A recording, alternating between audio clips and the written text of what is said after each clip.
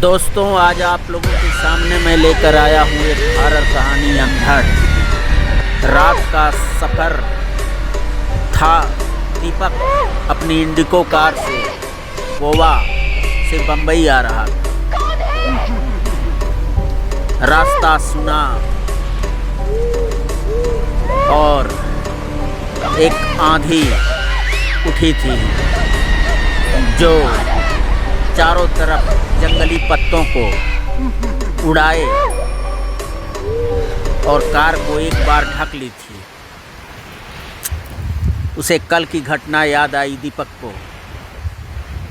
कल रात को जब वो सोया था तो एक लड़की उसके ख्वाब में आई थी और उसने जो है उसके चादर को उसके शरीर से एक झटके से खींच लिया था पैताने की तरफ से, जिससे जो है वो एकाएक उठा था और हाँफता हुआ पूरा शरीर उसका पसीने पसीने हो गया था मारे डर के।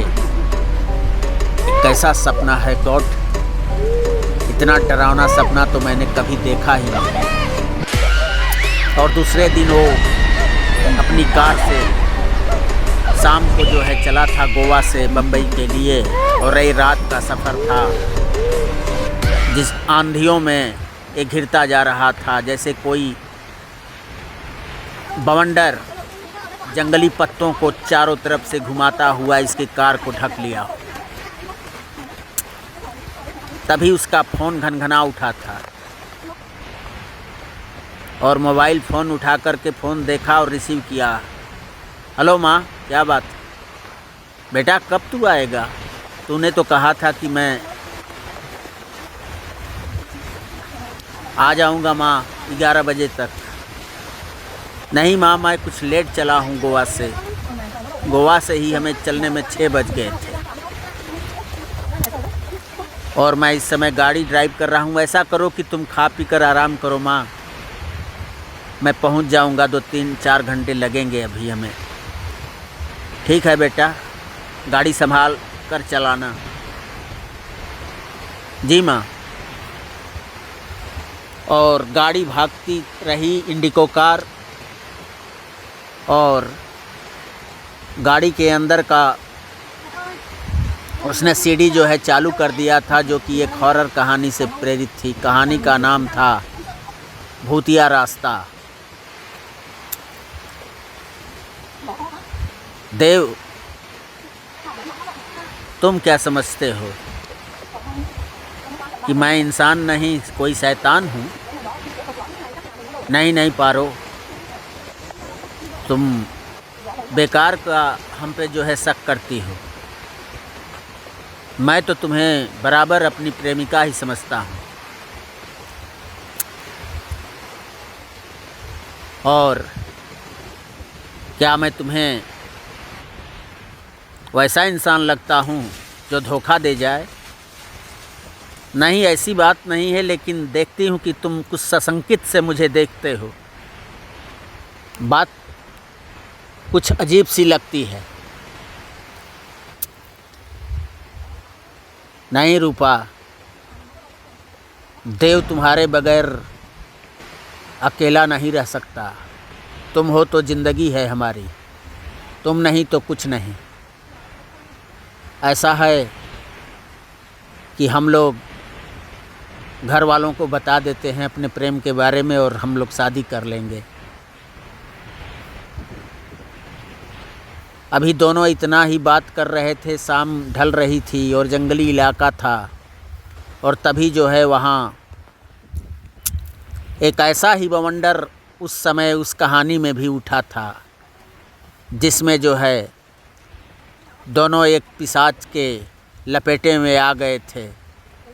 कार से भागे, किसी तरह से रात भागते भागते बीती थी और पिशाच उनके साथ हरकतें करता रहा था, उनका पीछा करता रहा था। लेकिन ऊपर वाले की कृपा कहो कि सुबह हो गई थी। अभी ये कहानी चल ही रही थी कि तभी दीपक को रास्ते पर एक लड़की हाथ देती हुई दिखाई दी थी। इसने इंडिको कार रोक दिया था। कहाँ जाना है आपको मैम? बस मुझे नाला सोपारा उतार देना, मुंबई के। ठीक है मैम, आई बैठिए। और वो लड़की कार के अंदर दाखिल हुई और बैठ गई थी।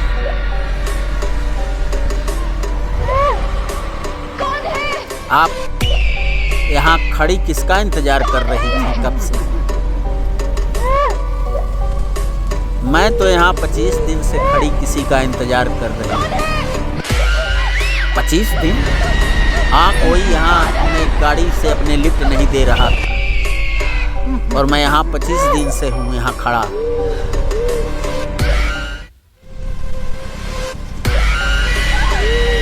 दीपक को तो ऐसा कि काटो तो खून नहीं, जैसे लगा कि उसके सारे खून शरीर का निचोड़ कर कोई एक का एक बाहर निकाल लिया और वो पीला पड़ गया।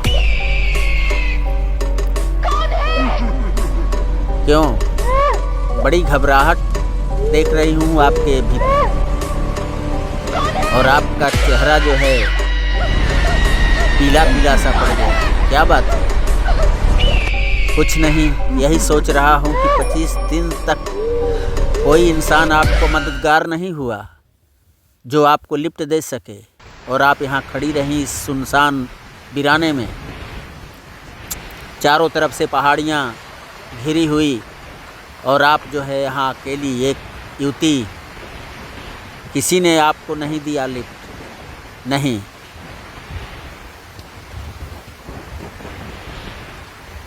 फिर कैसे आप इतनी रातें और इतने दिन यहाँ गुजारी हैं?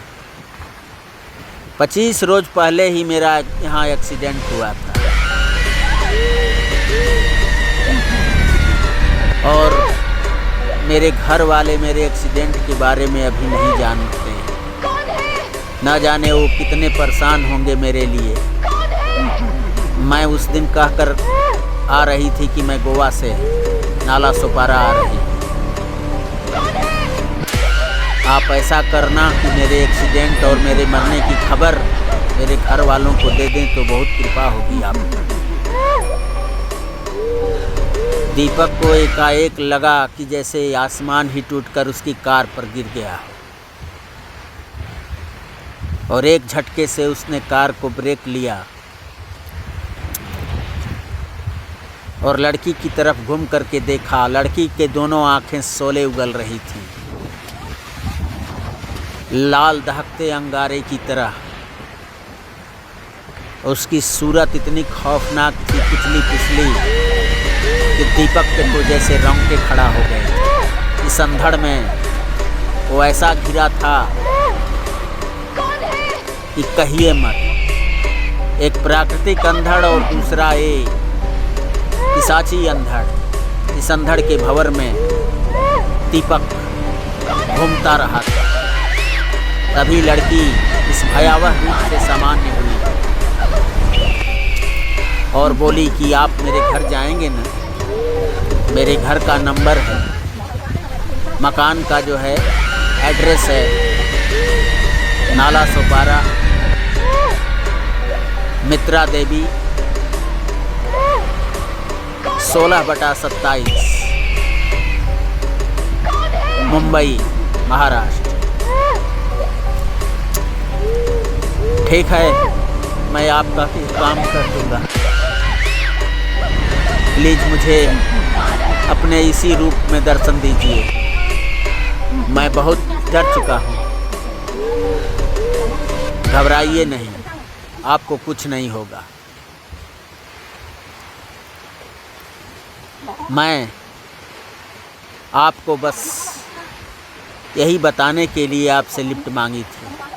मैं आप जा रही हूँ एक धुएं के समान गुबार फैला कार के भीतर और एक सरसराती हुई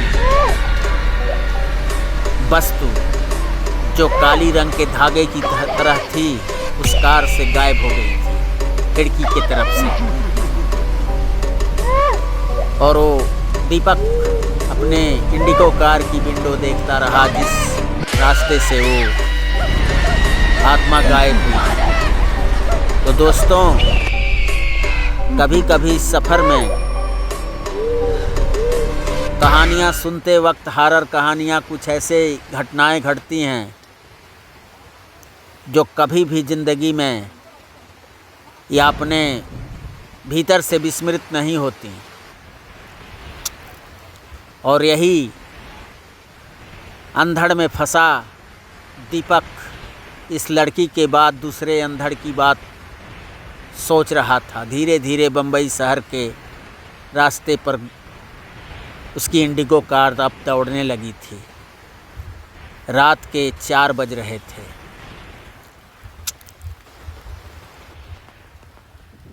और दोनों जो है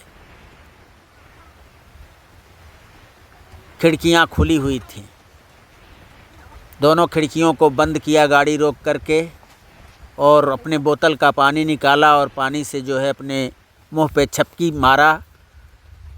उसके बाद जो है फिर दीपक मुंह में पानी डाल करके एक घोंट पानी पिया और कार में आकर बैठ गया था और कार भगाने लगा। सोचा कि पहले घर चलता हूँ और सुबह आकर के नाला सोपारा मैं उस लड़की को घर जा कर के उसके मरने की खबर, एक्सीडेंट की खबर दूंगा। तो दोस्तों, कैसी लगी आप लोगों को ये अंधड़ कहानी? आप लोग हमें लाइक, सब्सक्राइब, कमेंट के माध्यम से बताइएगा। नमस्ते।